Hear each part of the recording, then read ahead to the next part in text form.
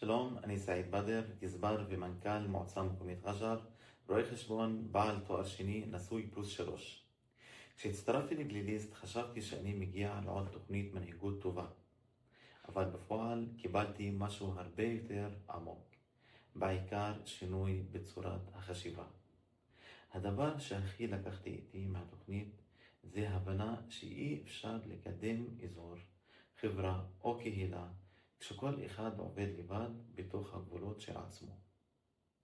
המפגשים עם אנשים ממקומות שונים, מגזרים שונים או תפקידים שונים, פתח לי זווית חדשה של שיתופי פעולה ועל הנהגה אזורית אמיתית.